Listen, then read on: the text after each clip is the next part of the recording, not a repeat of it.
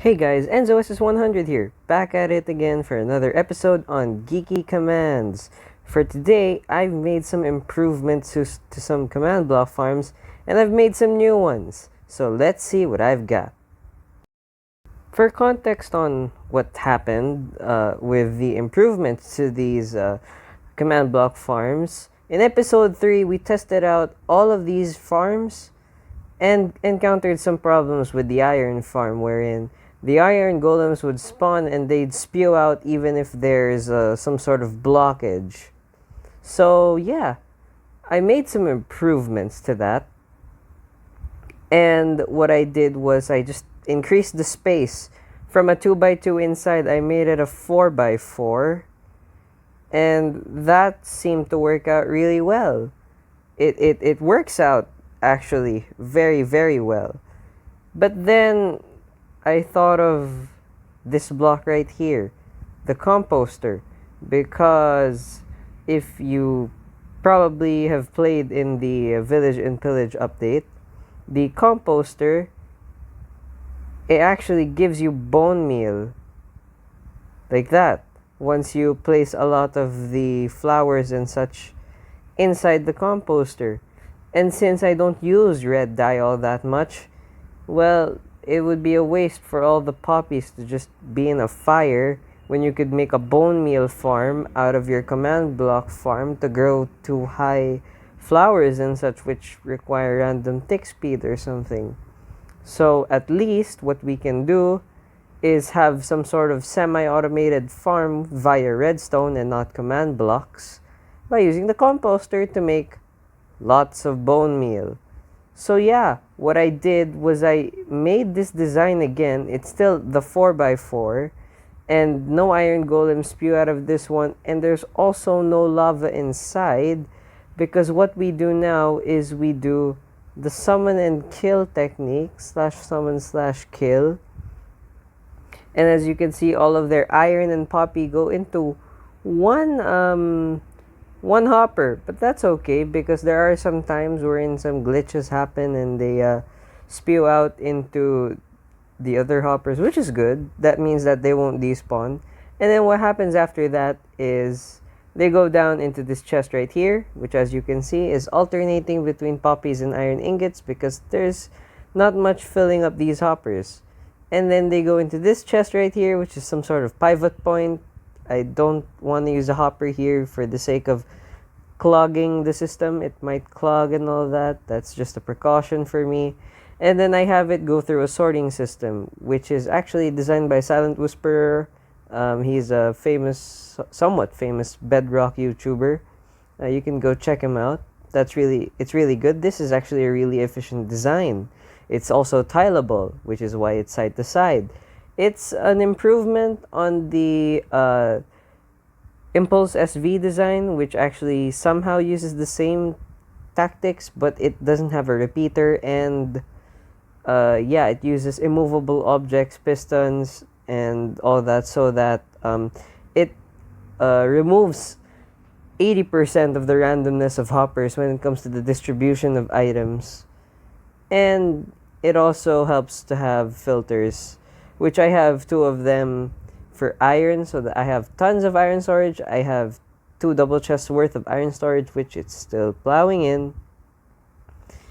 And as you can see, we have this composter right here, which still hasn't made their bone meal. So while waiting for that, we can go on to the next farm. That's at 54 bone meal, by the way. Let's just keep that in mind. For the next farm, we have this monstrosity right here.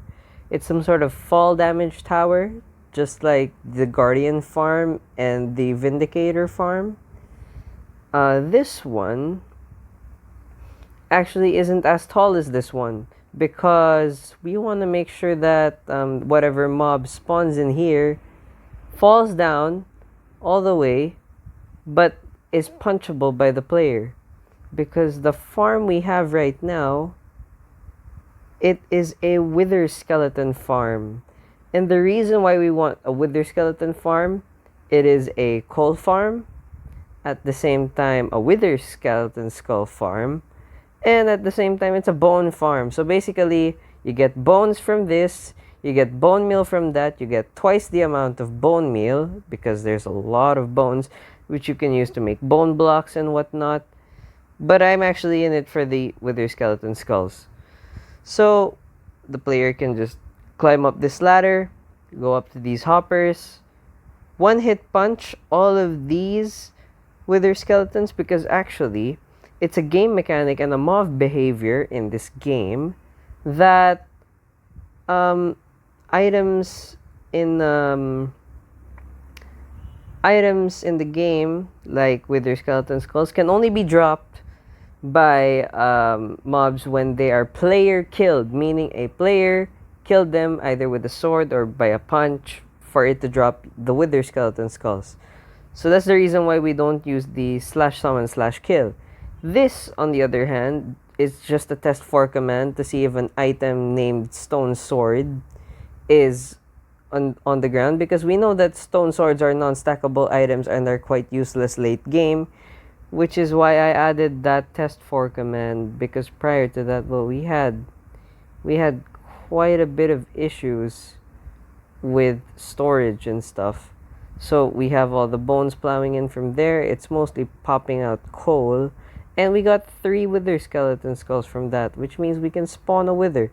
Actually, that's the reason why. Basically, this is prior to having a wither farm, which is possible with command blocks. But hey, if you want to do it semi-manually, this is good because it gives you good experience as well. And then, yeah, so actually it's for coal also, which of course everybody knows. Coal is really useful for both smelting, for torches, even coal blocks if you use that for building, all the builders out there. So yeah, that's pretty useful. So these 3 are actually the farms that I want to showcase today. But I encountered a problem with the ghast farm earlier today, and I wanted to show you that. Because earlier, while I was testing all the farms again, this farm would spawn in a ghast properly, yes, and kill it. But what happens is, after I turn it off, a ghast would be left there for the player to kill, which is very risky in survival mode. So, what I did was I added another command block to the end.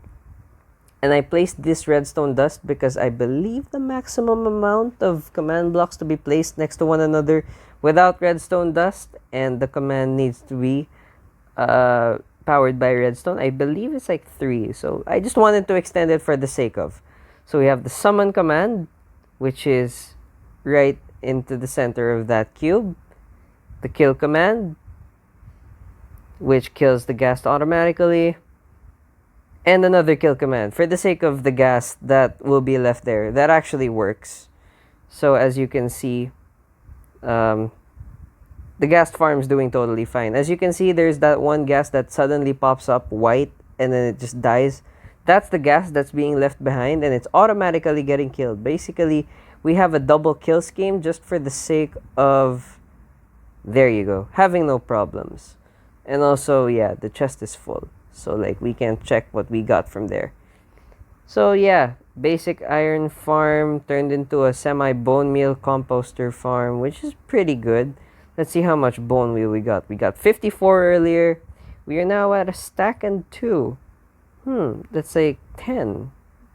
And we still have a little bit more. Man, if only there was a few more poppies to go into that, we could have gotten another bone meal. So that's pretty good. And this iron farm is really efficient because, well, earlier we had none of these stacks.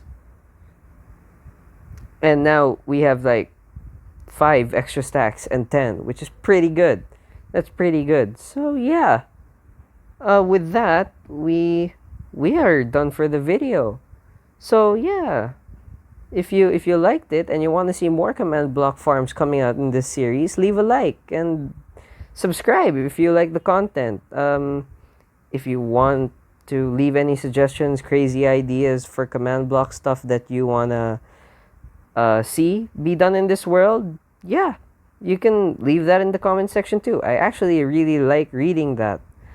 Subscribe again if you like the content. Ring the bell if you want to see a lot of it and you want it to go into your sub box. That's actually very that's very cool if you do that. And yeah, I've been Enzo SS100, signing off.